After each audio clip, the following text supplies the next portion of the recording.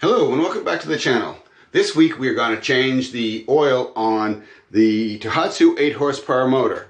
If you recall, we bought this motor about a year and a half ago for the new North Atlantic Inflatables aluminum dinghy, and so we're going to change it. Coming up.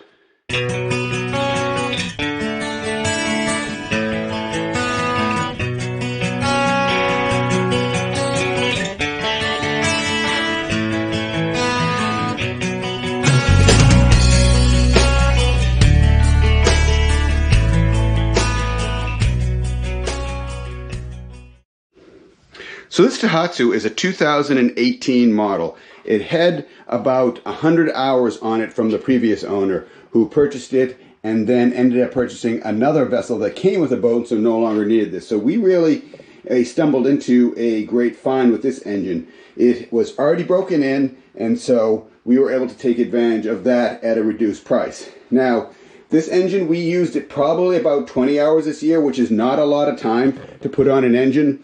But I don't know the last time he changed the oil, so we're going to go ahead and change the oil. So let's get into it. So the first thing we're going to do here is we're going to take off the power hood, which just has one latch in the rear, and it tips forward, and once you clear the starter cable, it comes off. So just a quick walk around on this motor. It is a 2-cylinder motor. We have the oil fill here, oil check here, carburetor, pull start this, and we have the choke, shift, and what have you. This is a pretty basic engine in that it does not have electric start, and it does not have power trim. And we use this engine manually, and so it's perfect for that. This engine is available with electric start, but I'm not sure if they can be converted. Maybe they can. One of the things we are thinking about doing is, because this engine, interestingly enough, is the same engine as the Tohatsu 9.8, and I believe actually the 15 as well. So the only difference between this and the 9.8 is the carburetor here. You can swap this carburetor out for a 9.8 carburetor, and then this 8 horsepower becomes a 9.8, which is about 20% increase in power. So that's something we're thinking about doing. So stay tuned for more if we do that. We'll include you when we do that. So what we need here to do our oil change is we need our waste bucket, which, as you can see, I have used before. It's nothing more than a container. There's some old oil in there. Waste bucket that we'll put down here on the floor. We need some rags, which we have right here. These are just a box of rags that you can buy at any hardware store. And the oil for this engine takes 4-stroke 10W30. You can use 10W40 oil as well. Either one will work depending on your climate. Check with your specs on your engine. Engine takes about 27 ounces, and this is 32, so it won't take all of this, so we'll be sure to measure it out as we put it in. But let's start with draining the oil. So the oil drain on this engine is right here. This plug right here. And it's I'm going to leave this closed right here, the fill, because I don't want the oil coming out particularly fast. If I open that up, and I may open it up as I get going to help it drain, but I don't want it gushing out at me. I'd rather it just sort of come out at a steady sort of flow. Here we go. Oh, there we go. See? That's plenty fast. If we had taken that off, as you can see, the oil actually isn't that dirty in this engine. It just doesn't have that many hours on it. Yeah. There is just not. All right. So one thing that we're going to do here that I did read is we're going to close this up like that, temporarily. Okay. We're going to set our oil to the side, make sure that's tight. And we are going to tip the engine up, because if you notice, these 4-stroke engines can only be laid on one side. So if you're transporting the engine on its side, it can only be put on one side. And to do that, they have baffles in the engine. So what we're going to do, and I say this here in fine print because I don't know how well this is going to work. So let's take our handles out, because, oh, and by the way, this, if you notice, I have this mobile frame for the outboard. I bought this actually with the outboard, and while it is super convenient, I would say that this frame is probably maxed out with this motor. Because I have to say, on at least one occasion, the whole rig tipped over. So I would recommend a more robust frame if you're going to have one. They do make them, and this one is not super robust. So let's grab this and let's tip it up like that. Let it sit for a few seconds. Let the oil pour out of the baffled compartments. As you can see, this frame here, this carrier, it works, and it also collapses. As you can see, this goes down, so it's fairly compact, but I'm not going to kid you that it's a little dicey. Okay, there it is, all the way down. Let's get it back over here. Move that up, and let's see if there's any more oil to come out.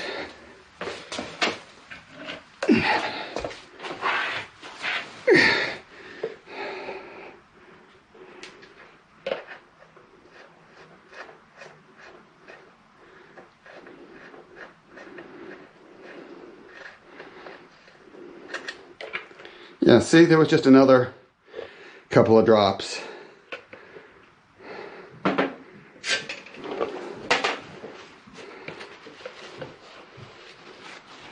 Just gonna set that down.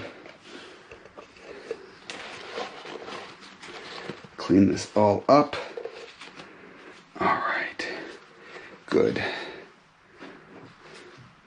Interesting, there is no gasket here. I'm going to have to double check that. I will double check that in the specs. There is no O-ring or washer here. Now that may be fine. I probably should have double checked that when I checked the manual on everything here, but you know, you certainly don't want water getting into your oil. Now it's less likely, given this is the bottom of the crankcase is in here, and this is just a tube, so the likelihood that even if you got water past that, if it's going to get up into the engine is pretty darn low. All right, that is on. So let's stand up here, and let's put our lid on our oil so we don't risk spilling it. Now you always, of course, want to dispose of this properly. If you have a recycle center, you can do that.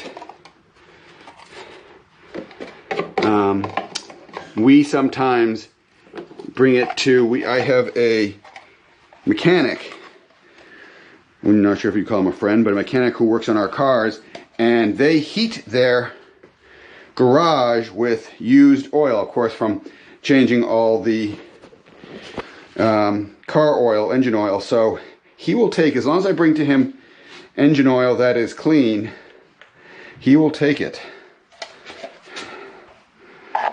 Put our funnel in. Woo.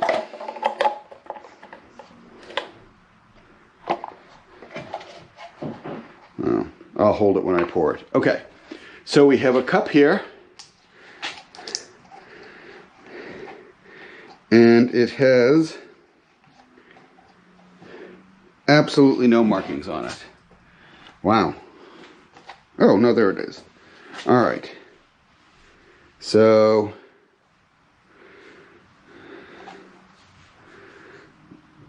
quarter cup.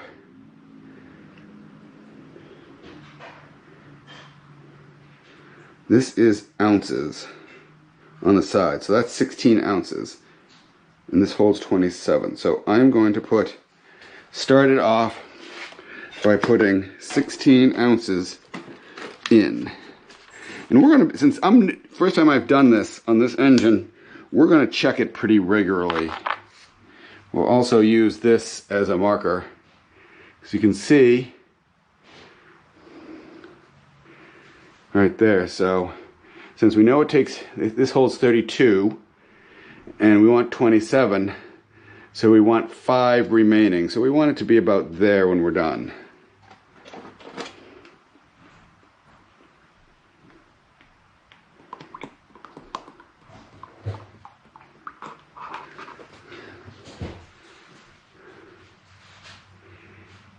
Yeah, there it is right there.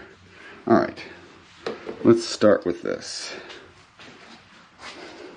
The other thing that we'll probably do, not on this video, but we will change the gear case oil.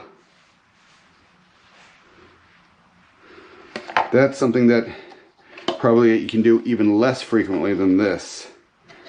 Gear case oil, you know, probably depending on your usage. I don't want to tell you what to do, but if you change your gear case oil every 2 seasons, depending on hours. I mean, if you're putting, you know, several hundred hours on your motor,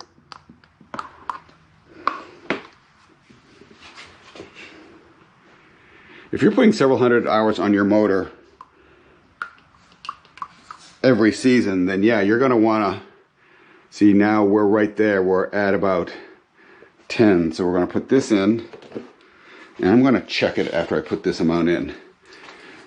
But if you're putting a lot of hours on the engine, you want to change your gear case oil. It's easy to do, and there's absolutely no reason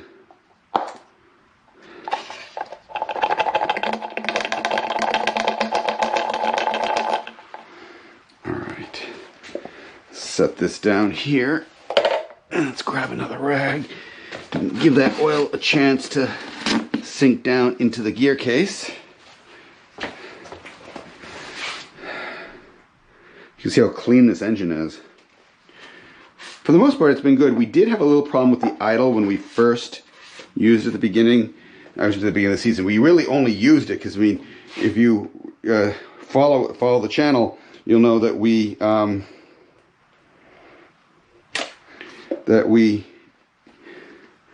were not able to get our dinghy.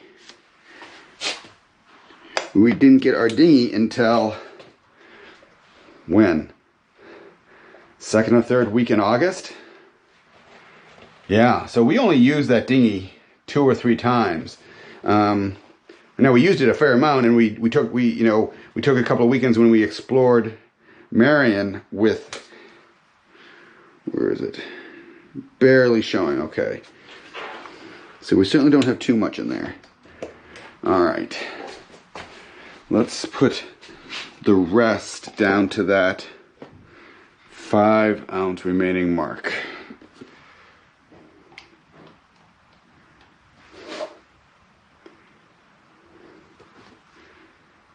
Okay.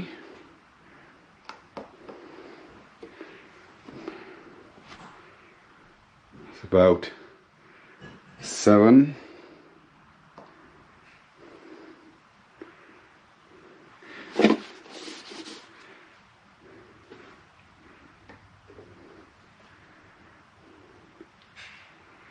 That's pretty good. Let's just close that up.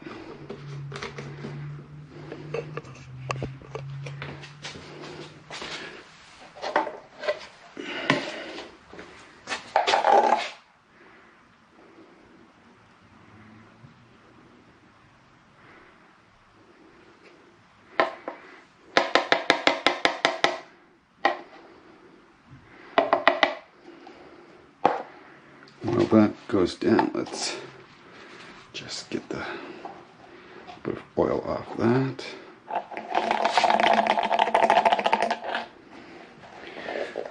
Okay, so let's see what that does. I'm gonna guess we're gonna be pretty darn close to where we want to be. It's already looking pretty good, I gotta tell you. All right.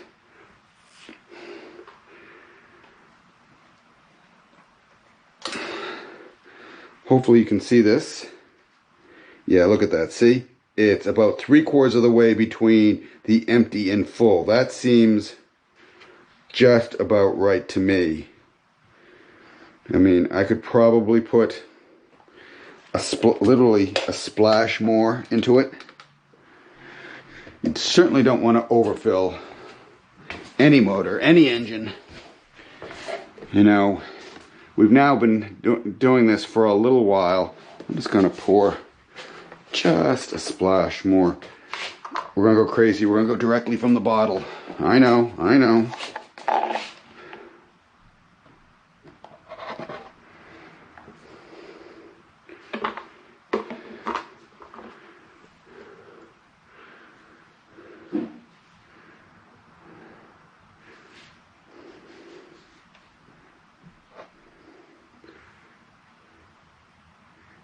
Okay, I'm going to call that done.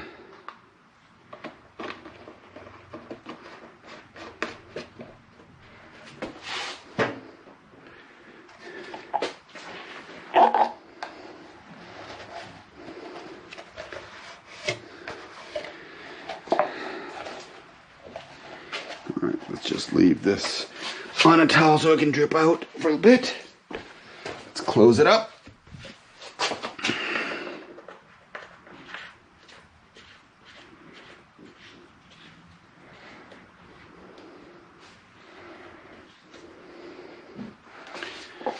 This back. Have all my supplies for Calypso here. Cleaning. That's gear. This is gear lube, by the way. Quicksilver gear lube. Polish. Things like that.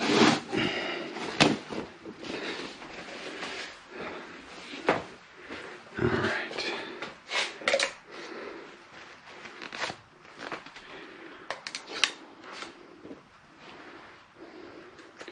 Make sure that is all the way down.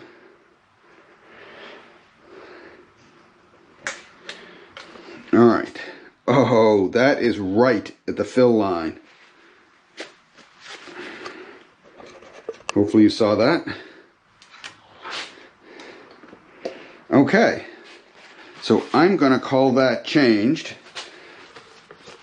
As I say, on another time we will change the gear case oil. So let's put the power hood back on, and again it goes on the reverse way. There's just a little hook in the front, goes down, get over the starter, pull starter there,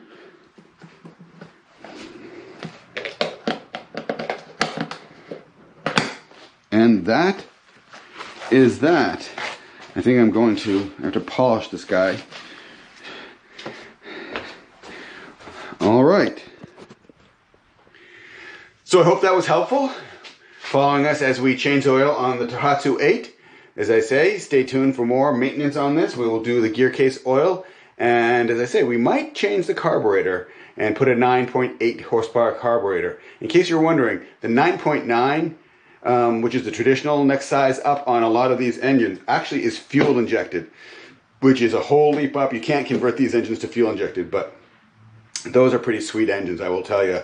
You know, easy start, no choke, just crank them right up. So anyway, hope you enjoyed this. Make sure you subscribe and hit the thumbs up and hit the bell if you want to be aware of when we put out new content. We try to put content every week.